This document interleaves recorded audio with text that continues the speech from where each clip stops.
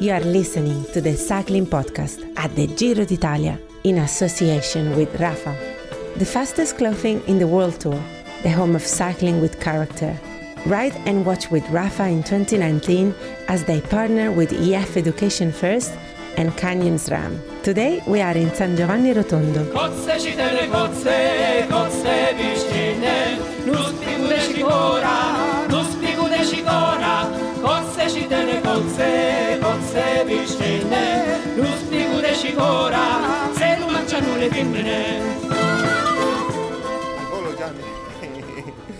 Gianni Savio, the formation today. Don't say it can't be the same as the previous 2 days.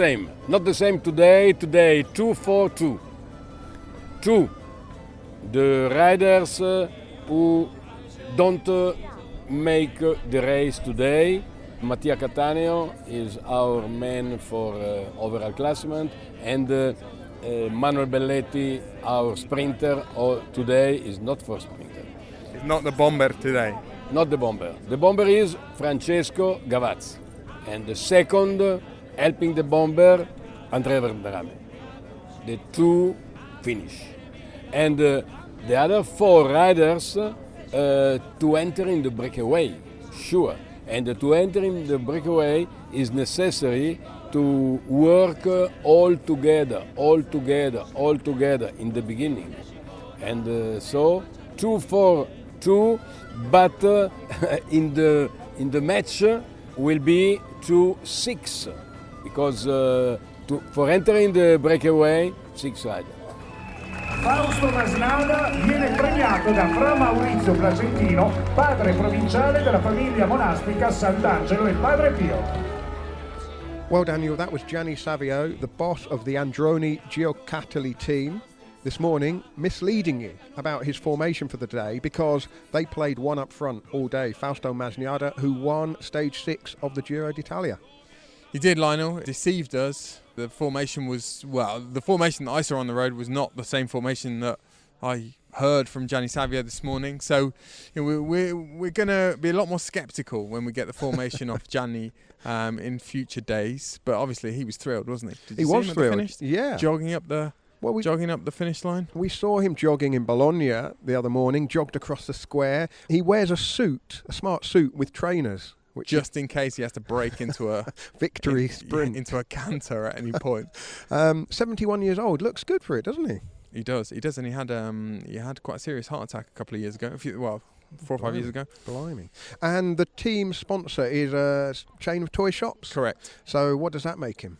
The Father Christmas of Italian cycling. I don't know. He was delivered a gift today by Masnada, and Italy celebrating because that's the first Italian stage winner of this Giro and the first pink jersey of this Giro for Italy as well. Valerio Conte is the new leader of the race after, we speculated yesterday, didn't we, that today would be the day that a big, powerful break would go clear, and that is what happened. And Conti is a rider who, if you see him in a break, you generally think that break has got a decent chance because he's made breaks like today's a bit of a speciality. When he turned pro, and people thought he was going to be one of the big new GC hopes for Italian cycling, guy who produces a lot of watts and is quite impressive in physiological tests, has not necessarily managed to squeeze the most out of his potential so far. But he's got form, hasn't he, in these breakaways? He won a stage in the Vuelta a couple of years ago. Yeah, I think he's going to be quite a hard man to dislodge now, certainly for the next week. Indeed. Well, my name's Lionel, Birnie. That's Daniel Friebe. Hello, Daniel. And hello. We are in San Giovanni Rotondo in the eastern side of Italy, sort of 2/3 of the way down. More than that. So this is the proper south. We're in the deep south. And we've seen a strange phenomenon at the Giro today, Lionel. There's been a big yellow ball of light in the sky, and it's radiating heat, and it's radiating light, and I don't know, I haven't seen this at least for the last 10 days anyway. Well, yeah, the sun has shone. It's not warmed up very much, but the sun did at least come out a bit today. And San Giovanni Rotondo is the religious centre of Italy, an important place of pilgrimage for Italian Catholics or Catholics from all over the world? The Vatican is not part of Italy, is it? Is it? Do we consider the Vatican part of it's Italy? in Vatican City, isn't it? Separate for whatever excluding reason. the Vatican, it's certainly the religious centre of Italy. It's not. You said it might remind me of Lourdes. It's not quite as tacky as Lourdes. Going to be a bit careful here. I'm not a religious person, so a lot of this kind of washes over me a little bit. But just down below us is a souvenir shop where, there's a sort of 20 or 30 garden gnome-sized Padre Pios, and Padre Pio is somebody who I heard about for the first time today, showing my ignorance of religious matters here, but an important figure, and a much more recent figure than I had assumed. He was born in the late 19th century and died only in 1968, but a very important figure. You've been reading about his miracles today? Miracles, his ability to, a sort of almost soothsaying kind of... mystic. Mystic, yeah, that's it. He looks a bit like Alec Guinness as Obi-Wan Kenobi from Star Wars. He does look very like Obi-Wan Kenobi. You're looking at one of the life-size golden sculptures that are for sale just a few metres from the press room.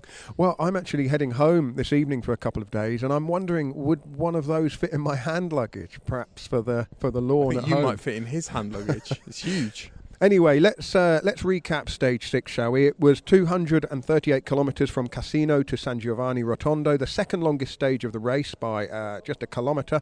And as we said yesterday, it didn't take a genius to work out that the break would go to the finish, but in order to do that, it would have to have some firepower in it. And it had some impressive rouleurs, baroudeurs in the what's the Italian equivalent of that? Let me think. Oh, brilliant! Brilliant! I've stumped him. Go on, carry on. It'll come to me. But it took a while for the break to form. Rouleur is passista. Okay, good. So it took about 50 kilometres for the break proper to form. Lots of stuff was going on before that, and some of the riders who eventually made it were active in the early kilometres. But it kind of formed in two halves, really, with Valerio Conte, the eventual pink jersey wearer this evening, in the first part, and Fausto Masnada, the eventual stage winner, in the second part. The riders who went up the road first included Jose Joaquin Rojas of Movistar, Ruben Plaza of the Israel Cycling Academy, Nans Peters of AG2R, Peter Seri of De Koning Quickstep, and they were later joined by Masnada, Andre Amador, another Movistar rider. Former pink jersey. He got the pink jersey in a similar sort of break to this, didn't he, a few years ago? Giovanni Carboni of Bardiani. Now, he was my kind of tip to take the pink jersey today, because I thought of the last night's GC, he might be the first rider that they would allow to get away. I didn't bank on them letting somebody like Valerio Conte go away and get quite so much time. Also in there, Sam Oman of Sunweb, Nicola Conci of Trek Segafredo, Amaro Antunes of CCC, and Valentin Madouas of Groupama. And, the break got its gap in sort of steps, really. It didn't go right out and then sort of come back in. It was hovered around sort of 4 or 5 minutes, and it was only really on the last couple of climbs that it went up to over 7 minutes. Masnada, who you may remember won a couple of stages of the Tour of the Alps last month, he made his move with around 28 kilometres to go on the Coppa Casorinelli climb. Is that right, Daniel? You've dropped me in it, Lionel. Oh, you've dropped me in it. I was distracted for a moment. Well, that's where we went anyway. Okay. I'm just clarifying the pronunciation here. Okay. Where is it? Show me the word and I'll tell you how it's pronounced. Casarinelle. Not bad. Valerio Conte reacted, and the pair of them then worked well together to take it all the way to the finish. We were speculating about whether there'd be some kind of agreement, because Conte stood to take the pink jersey. Would that mean that he'd allow Masnada to win the stage? And I guess kind of stuck to his word, really, there. We don't know whether there was a firm agreement, but that seemed to make the most sense when they came to sorting out the finish. The other significant thing that happened today was that Primoz Roglic had a crash after around 34 kilometres. Also, Rapha went down. But Roglic rode along for quite a long time with the back, one buttock of his shorts completely missing the pink jersey. But as we gather at the finish here, no damage, no lasting damage from that particular crash, just a bit of discomfort. Overall, though, Roglic is now 5 minutes 24 behind Valerio Conti. All the other breakaway riders are also ahead of Roglic, but the GC riders all stay the same in relation to one another. But as you say, Daniel, the pink jersey will probably rest on Conti's shoulders for the foreseeable future, because his lead over Giovanni Carboni is 1 minute 41. The fastest clothing in the World Tour, the home of cycling with character. Ride and watch with Rapha in 2019 as they partner with EF Education First and Canyons Ram. Thank you very much to Rapha for sponsoring the cycling podcast, not just while we're here at the Giro d'Italia, but all year round. We'll be covering the 3 Grand Tours. Thanks to Rapha's sponsorship and the sponsorship of Science and Sport and our friends of the podcast as well, that all play a part in enabling us to be here. Rapha are launching their aero range, an aero jersey for men and women, aero suit also for men and women, and pro team bib shorts, and these are being worn by the EF Education First team. It's been developed in the wind tunnel. It's taken years to develop with the help of aerodynamicists, and they've looked at 6 specific things in the design and construction of the garments to enable the rider to cheat the wind, so to speak, and improve their ride. So they've taken years to develop these products in order to save you seconds. And if you want to check out the aero range, go to rapha.cc. Also check out the Pedaler de Charme range of jerseys and t-shirts and caps. We'll be awarding the first Pedaler de Charme t-shirt to one of the riders from the Giro d'Italia after the weekend. Keep your nominations coming on Twitter if you see some charming pedalling. Oh, Daniel, look who it is.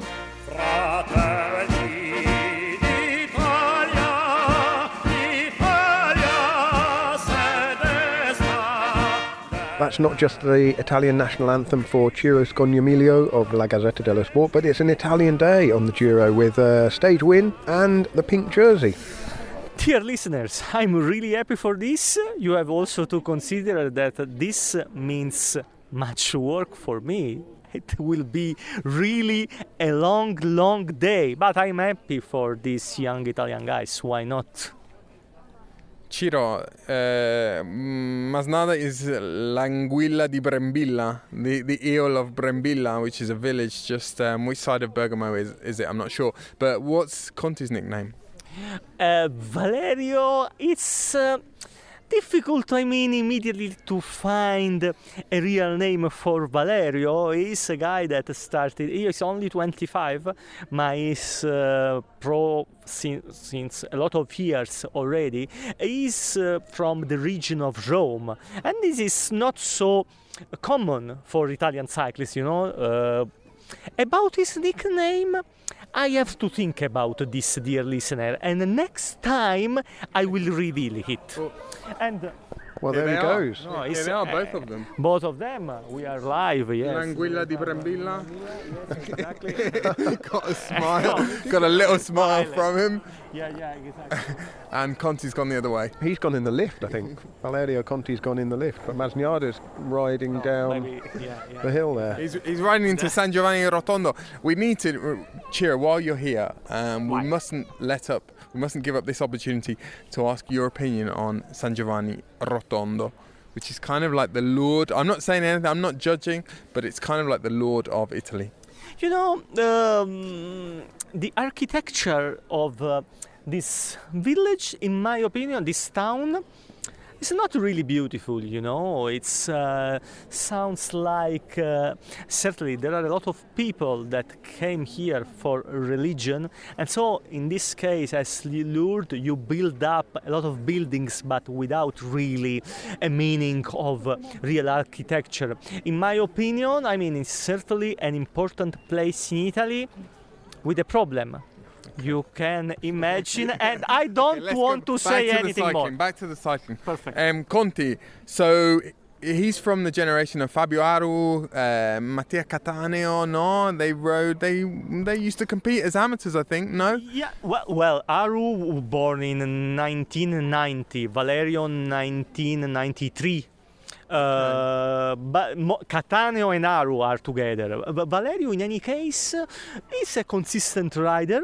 We can say that sometimes was really close to big victories and he arrived second on third. So I think this pink jersey can be really an important point for his career. We can reveal to our listeners that it was on the market for this year. Also, Trek Segafredo wanted him for next year, but very likely is supposed to remain with the UAE Emirates team. Yeah, Conti won a stage of the Vuelta a España in the Basque Country in 2016, and, well, he came close-ish 2 years ago in the Giro, didn't he? The stage finish in Peschici, yeah. Peschici, where... Just up the road? Yeah, where it was a tight turn, wasn't it, onto the final climb, and he slipped on that corner, and I think it was Gorka Izagirre won the stage. My question, as the two riders came to the finish, is what's more important, a stage win or the pink jersey? In this case, I think that there is an agreement between the two riders. I mean, Conti was closer in the GC, and so, in my opinion, in this case, these two things, I put them on the same level. But before leaving, there is also another important thing that I can say about Conti that maybe our listeners don't know. You see that in my mind, in my body, everywhere there is the shark. I always thinking about the shark, what he's doing, tactic of race, his life. But you really know that when he was amateur under 23, Nibali grew up in Mastro Marco team in Tuscany, same team for which passed also our friend Valerio Conte. This is something I can define this in English, a kind of gift for our listeners. Chute à l'arrière du peloton, cycling podcast team car at the back of the pack, please. That's the voice of Seb Piquet, Race Radio at the Tour de France, to remind us to tell you that this episode of our Giro coverage is sponsored by OS Maps. For just £2.99 a month, you can get all the Ordnance Survey maps of Great Britain on your devices, laptop, computer, phone, plus lots of other great features. You can find new walking or cycling or running routes, create your own routes, view drone-like footage of your route with 3D flyovers, explore what's around you with their augmented reality so that when you're out and about you can find out what's just over the next hill, and you can download and print your maps as well if you just like to read maps on paper, or if you're worried you might lose your mobile phone signal if you're out somewhere remote. So you can get a 7-day free trial at osmaps.uk or download from the App Store at £2.99 a month if you want to sign up for OS Maps. Now, maps and cycling are inextricably linked, aren't they? They go together like hand in glove, because you just imagine in the old days it must have started with the race directors and their teams sitting around with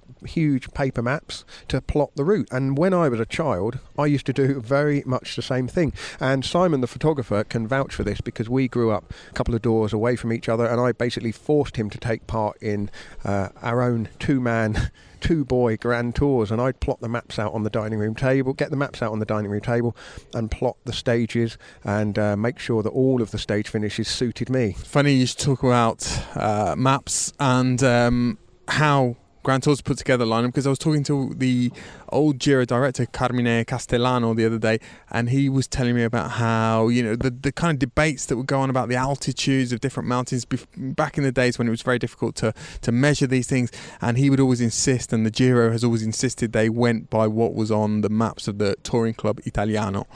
Interesting. Well, when I was planning my stage races in Hertfordshire that would be traditionally held during half-term school holidays, I used to have one of those little wheels that you rolled along the roads, and it would tell you, according to the scale of the map, how far the stage would be. You don't need to do any of that anymore, because OS Maps does it all for you. Well, Ciro's run off, Daniel, always lifts my mood, seeing Giro after a stage. I wonder if in future years they'll make little garden gnome-sized statues of Giro Scognamiglio to pop in the garden. Doubtless. Do you think they'd be a big seller? Yeah, without doubt. There was huge demand for the no Giro T-shirts. Whenever you wear those, whenever I've worn them in the past, you get all sorts of people asking you if they're still, they're still available. Giro, though, he did slip up. He did slip up. We asked him what was Conti's nickname. He does have a nickname. Do you know what it is? No. Contador. Oh. It's true. It's true. It? That's not a joke. That's not a terrible joke. Valerio Conte. Yeah, and I think this dates back to the period we sort of referred to at the start of the show when he was really being taught up as the next big thing in Italian cycling. Lionel, this will maybe endear him even more to you. He likes carbonara. He likes tiramisu. Unfortunately, he can't eat or doesn't eat either of those dishes very often. He's a cyclist. He has to take... Can you not have carbonara? I suppose it's nutrition very seriously. Creamy, eggy, isn't it? Yeah. A bit heavy, maybe. And a bit of a mainstay of Roman cuisine. He's from Rome, as we found out. But he's not really a GC kind of rider, is he? Or is he? The lead he's got. As the riders were coming in, I was asking a couple of people from Jumbo-Visma and overhearing other interviews with Jumbo-Visma riders, were they happy with the time gap? And the fact that they let it go out to 7 minutes and 19 seconds by the finish line, having pegged it really at sort of 4 or 5, suggests that they're not particularly worried about Conti's long-term prospects. But he's certainly going to get through the next few days. It's unlikely he's going to lose 5 minutes and 24 in the time trial in San Marino, is it? So is he not going to keep the jersey till stage 12 when it goes over Pinerolo, over the climb to Pinerolo? I think he might even keep it there. He should keep it there. I think the day where he might be in trouble is the summit finish on the 3/4 of the way up the Colle del Nivole, Ceresole Reale. I think that's stage 13. I think, is it? Yeah, I think so. A week tomorrow. Basically. Yeah. And he might even surprise us beyond that. His team's not had a particularly good week, or hadn't had a particularly good week until this point. He's lost Molano. Durasek has been implicated in the Operation Anderlas doping scandal in Austria and Germany. So they're down to 7. The head of medical at UAE Team Emirates is Jeroen Swart. We mentioned this a couple of days ago. We've seen him, but I haven't managed to catch up with him yet. Maybe you'll speak to him over the weekend, Daniel, while I'm away, or if not, we'll go and have a chat with him after the weekend or early next week. But it'll be interesting to get his perspective and get a little bit of an insight into that team. Obviously, after the week they've had to finish today with the pink jersey, and also the long-term prospects of keeping that pink jersey, a huge boost for them. The cycling podcast at the Giro d'Italia is supported by Science in Sport. Science in Sport, fueled by science. Thank you to Science in Sport for sponsoring the cycling podcast. Remember, you can get 25% off all Science in Sport products by going to scienceinsport.com, entering the code SISCP25 at the checkout. That's SISCP25 at the checkout. Daniel, it feels like the Giro a bit more today, not just because the sun came out and because the first Italian stage winner and the first Italian pink jersey, but because of a combination of all three of those things, really. Yeah, we have been remarking upon the sort of lack of real protagonists so far. The sprint finishes have been interesting. Ackermann has really held the upper hand. He's the guy who's got 2 stage wins. Likes of Caleb Ewan haven't got any so far. But until today, there've been no real significant breakaway. It's been quiet on the GC front. Today, you saw the first kind of storylines, really strong storylines developing. Conti will be a storyline for the next few days. I'm sure we're going to find out a lot more about him. Gianni Savio is always a storyline in his team, and they will go home happy now, whatever. It felt like more of a typical kind of undulating, unpredictable Giro kind of route. There's another one tomorrow which finishes at L'Aquila. We've finished at L'Aquila several times before, and often it's an uphill finish. Tomorrow's uphill finish doesn't look as hard as some of the ones that we've seen in the past, where we've seen sort of punchers and GC riders triumph. But we said Conti will hold hold the jersey for probably a week. But tomorrow his team might have to work quite hard in order to control the race, because there will be riders, I'm thinking of guys like Thomas de Gent, who was notable by his absence from the break today, who might be eyeing tomorrow's stage as another opportunity. Just on today's finish, Daniel, you asked me the question as the two riders, Conti and Masnada, came to the finish. Obviously, we were talking there about, what I asked Giro what's, the most important, the stage win or the pink jersey, not meaning that Masnada had a choice, because he couldn't have taken the pink jersey. He's 3.25 minutes down on Conti. But Conti had the chance to be greedy and do both, didn't he? He could have... the pink jersey was pretty much on his shoulders going into the last 3 or 4 kilometres. He could have stitched up Masnada there. I mean, you asked me what I would do, and I'm tempted to say that I would have probably tried to go for both. What about you? I don't know, Lionel. I think... Do you think that sort of thing rebounds on riders? Well, that was what I was about to say. I mean, we're not party to... conversations that were going on between them and between the teams either, and I'm sure there were conversations going on, and it may well be that we see Androni Sidamek doing UAE the odd favour later on in the race. Yeah, that's a good point. They might have to put a few bodies on the front of the bunch to help UAE in the coming days. That's one thing. Either that, or there's going to just be a massive haul. It's going to be like Christmas morning at the UAE team hotel with toys, a huge consignment of toys delivered to the foyer tomorrow morning by a grinning Gianni Savio. You mentioned the GC. I saw you chatting to Simon Yates. Not chatting, you were interviewing Simon Yates this morning, Mitchelton Scott's rider. This morning, second overall. Now still the second best placed of the serious GC riders. What was he saying? Well, Napalm, this is kind of old beef now. This is sort of 2 days at the back of the fridge, kind of wouldn't pass a health inspection kind of beef, but it's the beef still between Landa and Yates, which wasn't really beef because they sort of apologised and diffused it. However, I thought I'd just check with Simon Yates whether he did have a chance to speak face to face with Mikel Landa in the peloton yesterday. Of course, they sort of cleared the air on Twitter, but this is what Simon Yates said. Good chat with Landa yesterday? He came and said sorry or whatever, but I didn't take any offence to it. Everybody gets a bit heated after a race. I didn't cause the crash. It was somebody crashed in front of me, so it wasn't. It doesn't matter really. So that's all water under the bridge then between Yates and Landa. One other sort of significant thing on the GC, and I mean, I'm saying Roglic is still the number one contender or the best placed contender. I don't think we could consider Andre Amador as the same sort of threat as we maybe would have done 2-3 years ago for Movistar. I don't know, maybe not, but probably not. But Sam Oomen, the young Dutchman riding for Team Sunweb, he is now roughly 30 seconds ahead of Roglic. That's not a terrible place to be now, considering Tom Dumoulin is not in the race, and Sunweb's their tactics sheet had to be torn up completely.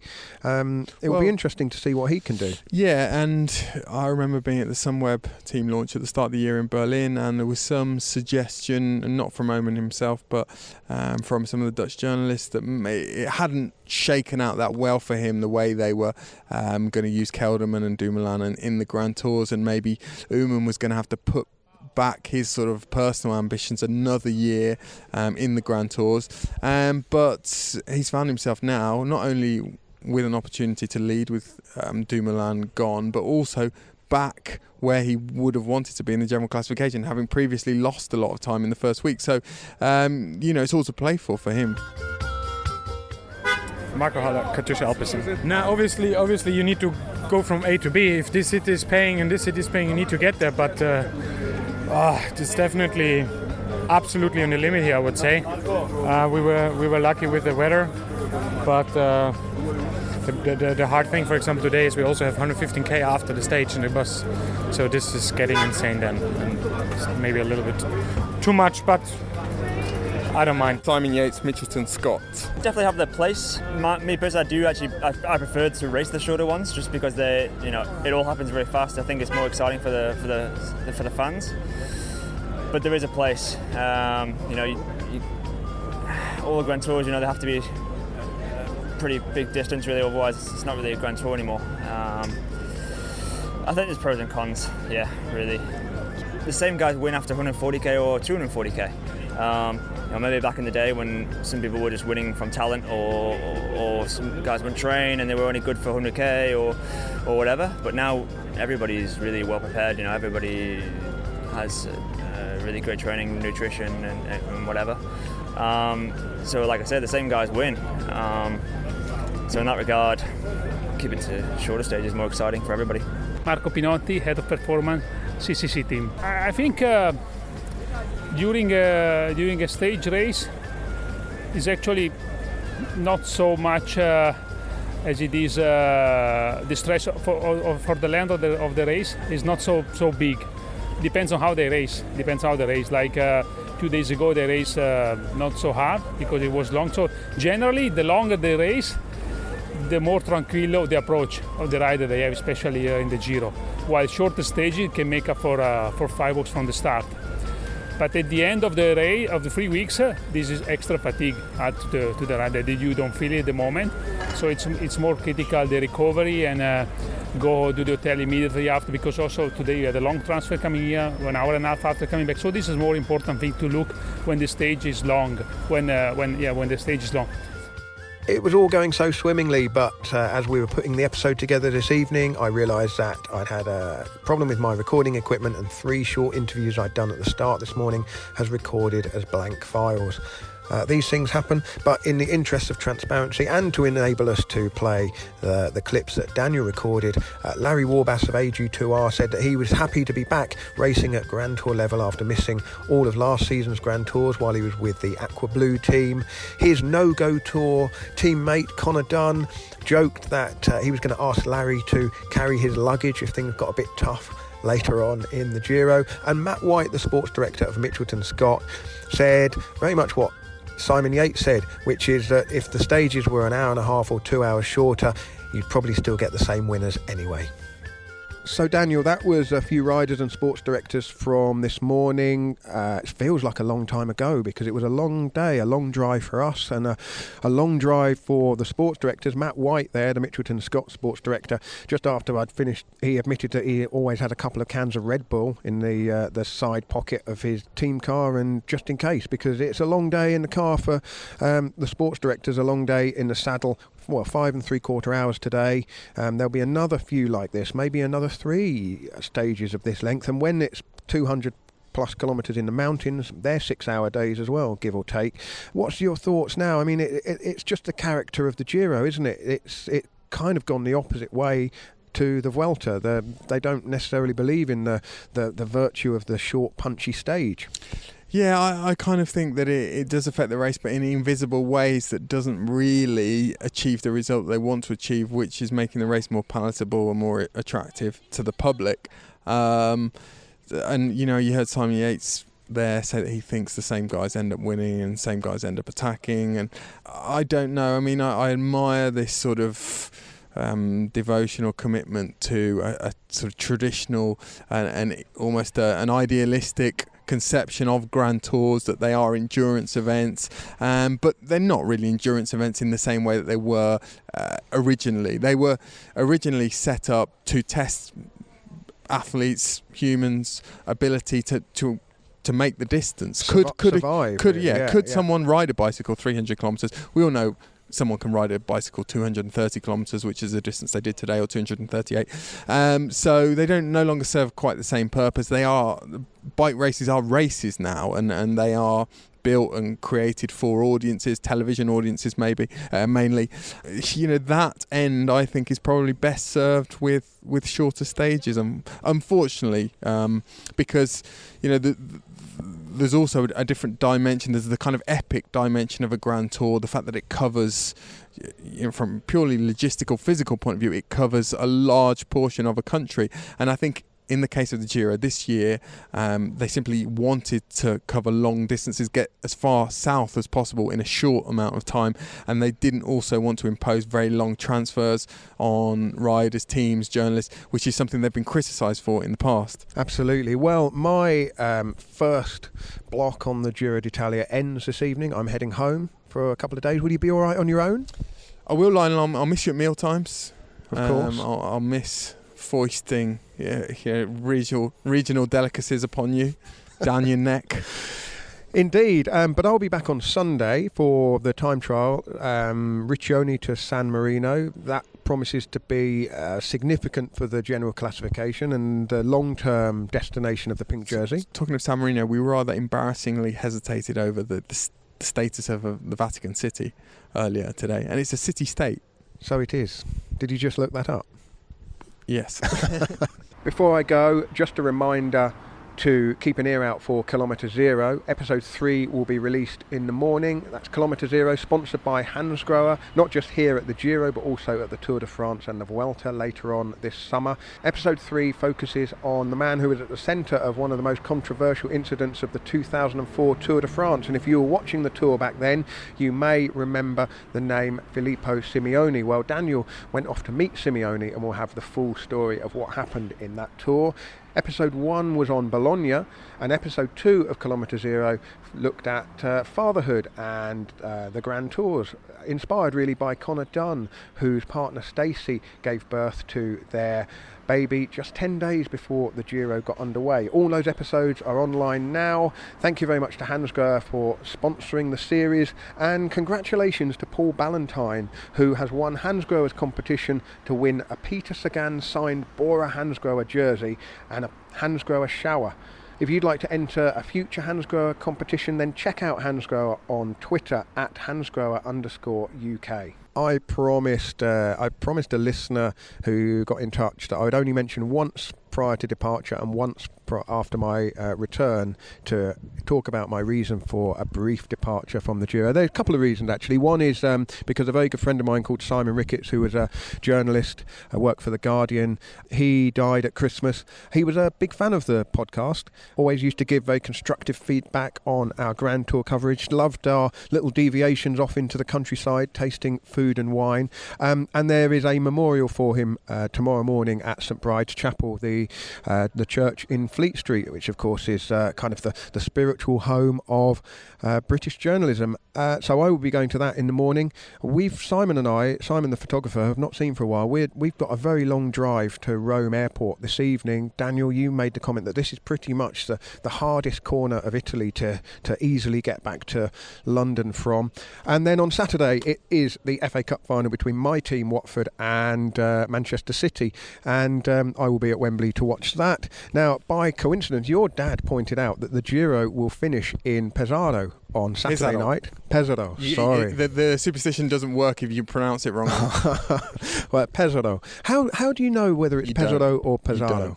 I'm afraid, Napalm, you don't. You just have to know. It's like Nibali rather than Nibali, or Cunego rather than Cunego. You don't. Right. Well, anyway, in Pesaro, and it just so happens that Pesaro is one of Watford's twin towns. Extraordinary. If it's the Italian Watford, well, have an enjoyable evening in Pesaro, Daniel.